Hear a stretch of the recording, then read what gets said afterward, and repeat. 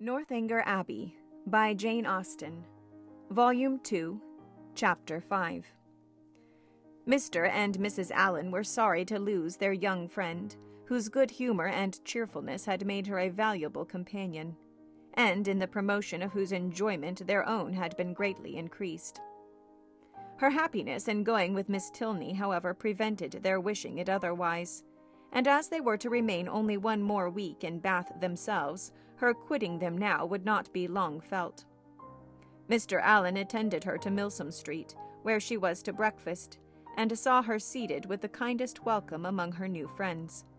But so great was her agitation in finding herself as one of the family, and so fearful was she of not doing exactly what was right, and of not being able to preserve their good opinion, that in the embarrassment of the first 5 minutes she could almost have wished to return with him to Pulteney Street.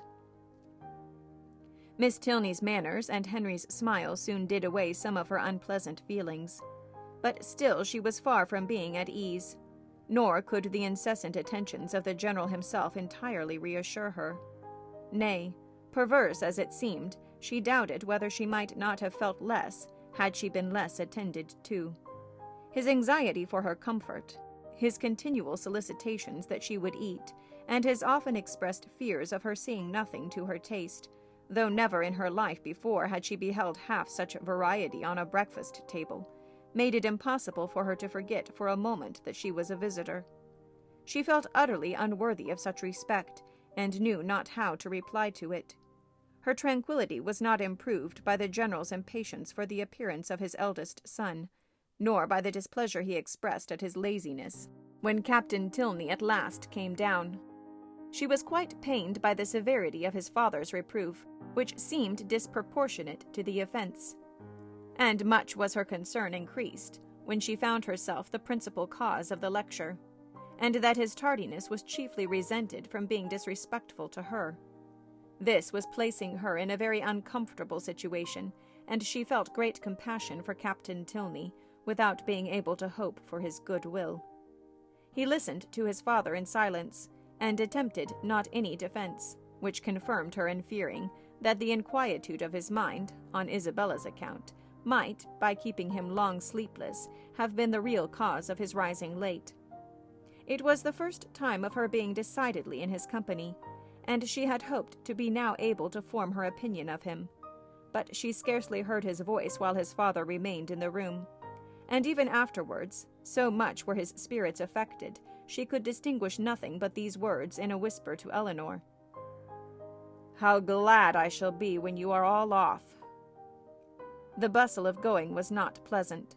The clock struck 10 while the trunks were carried down, and the General had fixed to be out of Milsom Street by that hour.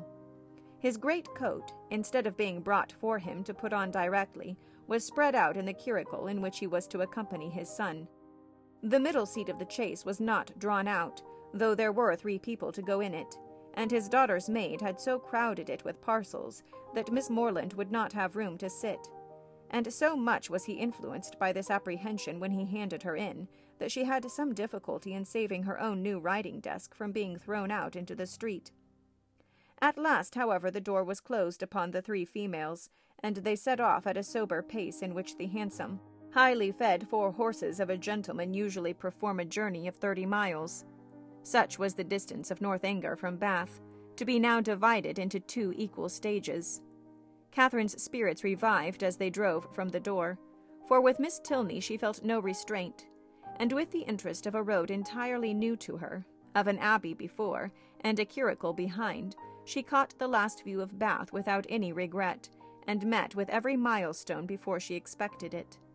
The tediousness of the 2 hours' bait at Petty France, in which there was nothing to be done but to eat without being hungry, and loiter about without anything to see, next followed, and her admiration of the style in which they travelled, of the fashionable chaise and 4, postilions handsomely liveried, rising so regularly in their stirrups, and numerous outriders properly mounted, sunk a little under this consequent inconvenience.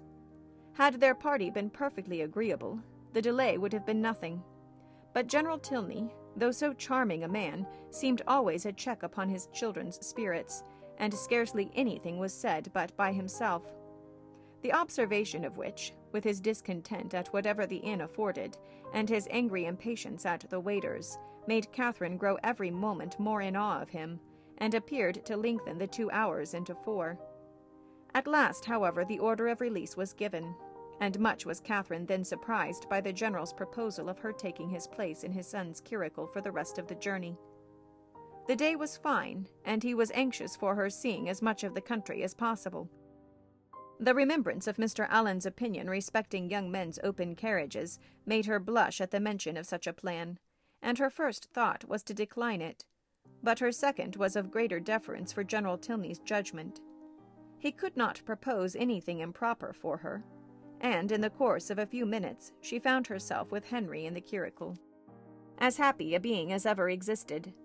A very short trial convinced her that a curricle was the prettiest equipage in the world. The chaise and 4 wheeled off with some grandeur, to be sure, but it was a heavy and troublesome business, and she could not easily forget its having stopped 2 hours at Petty France. Half the time would have been enough for the curricle, and so nimbly were the light horses disposed to move that, had not the general chosen to have his own carriage lead the way, they could have passed it with ease in half a minute. But the merit of the curricle did not all belong to the horses. Henry drove so well, so quietly, without making any disturbance, without parading to her, or swearing at them. So different from the only gentleman coachman whom it was in her power to compare him with. And then his hat sat so well, and the innumerable capes of his great coat looked so becomingly important.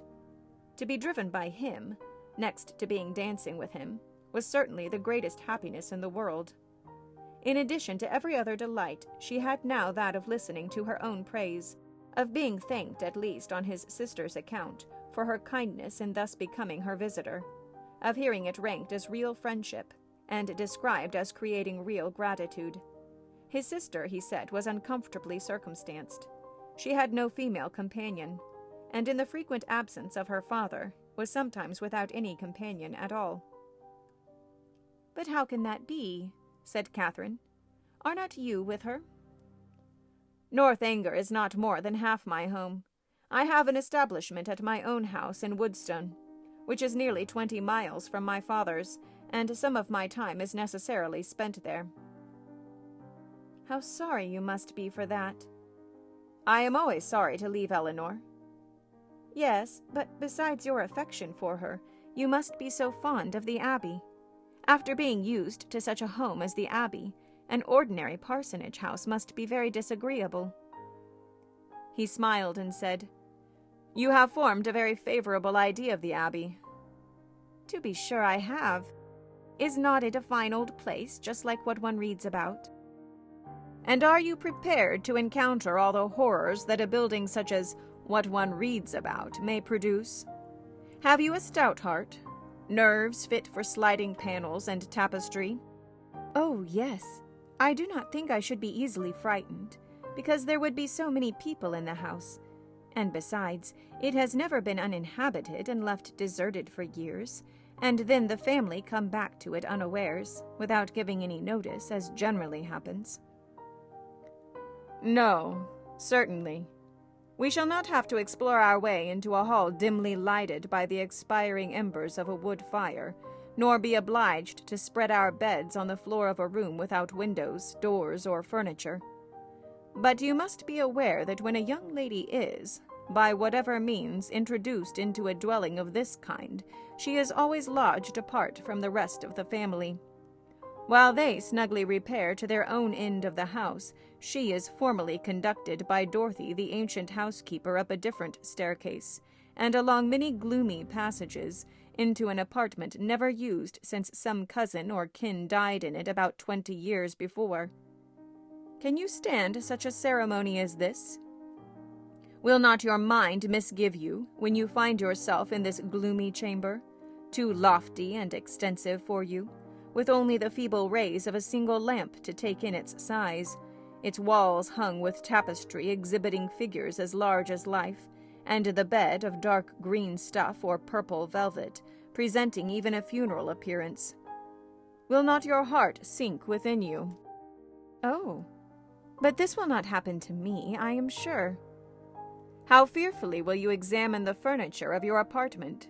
And what will you discern? Not tables, toilettes, wardrobes, or drawers, but one side perhaps the remains of a broken lute, on the other a ponderous chest which no efforts can open, and over the fireplace the portrait of some handsome warrior whose features will so incomprehensibly strike you that you will not be able to withdraw your eyes from it. Dorothy, meanwhile, no less struck by your appearance, gazes on you in great agitation and drops a few unintelligible hints. To raise your spirits, moreover, she gives you reason to suppose that the part of the abbey you inhabit is undoubtedly haunted, and informs you that you will not have a single domestic within call. With this parting cordial, she curtsies off. You listen to the sound of her receding footsteps as long as the last echo can reach you, and when, with fainting spirits, you attempt to fasten your door, you discover with increased alarm that it has no lock. Oh, Mr. Tilney, how frightful! This is just like a book. But it cannot really happen to me. I am sure your housekeeper is not really Dorothy. Well, what then? Nothing further to alarm perhaps may occur the first night. After surmounting your unconquerable horror of the bed, you will retire to rest and get a few hours' unquiet slumber. But on the second, or at farthest the third night after your arrival, you will probably have a violent storm.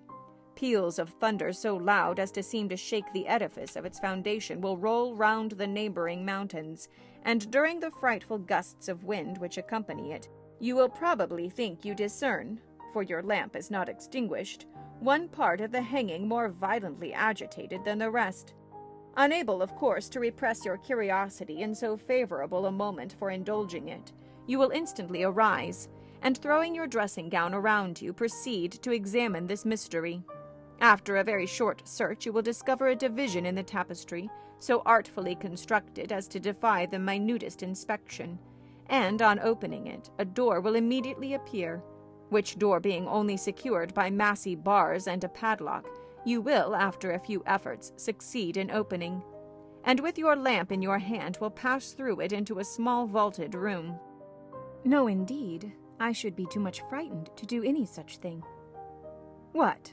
Not when Dorothy has given you to understand that there is a secret subterraneous communication between your apartment and the chapel of St. Anthony, scarcely 2 miles off. Could you shrink from so simple an adventure?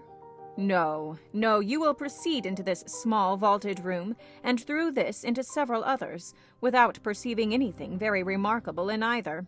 In one, perhaps, there may be a dagger, in another a few drops of blood, and in a third the remains of some instrument of torture. But there being nothing in all this out of the common way, and your lamp being nearly exhausted, you will return towards your own apartment. In repassing through the small vaulted room, however, your eyes will be attracted towards a large old-fashioned cabinet of ebony and gold, which, though narrowly examining the furniture before, you had passed unnoticed. Impelled by an irresistible presentiment, you will eagerly advance to it, unlock its folding doors, and search into every drawer. But for some time without discovering anything of importance, perhaps nothing but a considerable hoard of diamonds. At last, however, by touching a secret spring, an inner compartment will open. A roll of paper appears. You seize it. It contains many sheets of manuscript. You hasten with the precious treasure into your own chamber. But scarcely have you been able to decipher, O thou, whomsoever thou mayest be, into whose hands these memoirs of the wretched Matilda may fall, when your lamp suddenly expires in the socket and leaves you in total darkness. Oh, no, do not say so. Well, go on. But Henry was much too amused by the interest he had raised to be able to carry it farther. He could no longer command solemnity either of subject or voice, and was obliged to entreat her to use her own fancy in the perusal of Matilda's woes. Catherine, recollecting herself, grew ashamed of her eagerness, and began earnestly to assure him that her attention had been fixed without the smallest apprehension of really meeting with what he related. Miss Tilney, she was sure, would never put her into such a chamber as he had described. She was not at all afraid. As they drew near the end of their journey, her impatience for a sight of the Abbey, for some time suspended by his conversation on subjects very different, returned in full force, and every bend in the road was expected with solemn awe to afford a glimpse of its massy walls of grey stone, rising amidst a grove of ancient oaks, with the last beams of the sun playing in beautiful splendor on its high Gothic windows. But so low did the building stand that she found herself passing through the great gates of the lodge into the very grounds of Northanger, without having discerned even an antique chimney. She knew not that she had any right to be surprised, but there was a something in this mode of approach which she certainly had not expected. To pass between lodges of a modern appearance, to find herself with such ease in the very precincts of the Abbey, and driven so rapidly along a smooth, level road of fine gravel, without obstacle, alarm, or solemnity of any kind, struck her as odd and inconsistent. She was not long at leisure, however, for such considerations. A sudden scud of rain driving full in her face made it impossible for her to observe anything further, and fixed all her thoughts on the welfare of her new straw bonnet. And she was actually under the Abbey walls, was springing, with Henry's assistance, from the carriage, was beneath the shelter of the old porch, and had even passed on to the hall, where her friend and the general were waiting to welcome her, without feeling one awful foreboding of future misery to herself, or one moment's suspicion of any past scenes of horror being acted within the solemn edifice. The breeze had not seemed to waft the sighs of the murdered to her. It had wafted nothing worse than a thick mizzling rain, and having given a good shake to her habit, she was ready to be shown into the common drawing-room, and capable of considering where she was. An abbey. Yes, it was delightful to be really in an abbey. But she doubted, as she looked round the room, whether anything within her observation would have given her the consciousness. The furniture was in all the profusion and elegance of modern taste. The fireplace, where she had expected the ample width and ponderous carvings of former times, was contracted to a Rumford, with slabs of plain though handsome marble, and ornaments over it of the prettiest English china. The windows, to which she looked with peculiar dependence, from having heard the general talk of his preserving them in their Gothic form with reverential care, were yet less what her fancy had portrayed. To be sure, the pointed arch was preserved, the form of them was Gothic. They might be even casements, but every pane was so large, so clear, so light. To an imagination which had hoped for the smallest divisions and the heaviest stonework, for painted glass, dirt, and cobwebs, the difference was very distressing. The general, perceiving how her eye was employed, began to talk of the smallness of the room and simplicity of the furniture, where everything being for daily use, pretended only to comfort, etc., flattering himself, however, that there were some apartments in the Abbey not unworthy her notice, and was proceeding to mention the costly gilding of one in particular, when, taking out his watch, he stopped short to pronounce it with surprise within 20 minutes of 5. This seemed the word of separation, and Catherine found herself hurried away by Miss Tilney in such a manner as convinced her that the strictest punctuality to the family hours would be expected at Northanger.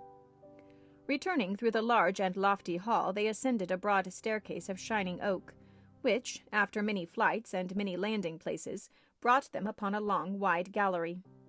On one side it had a range of doors, and it was lighted on the other by windows, which Catherine had only time to discover looked into a quadrangle, before Miss Tilney led the way into a chamber, and scarcely staying to hope she would find it comfortable, left her with an anxious entreaty that she would make as little alteration as possible in her dress.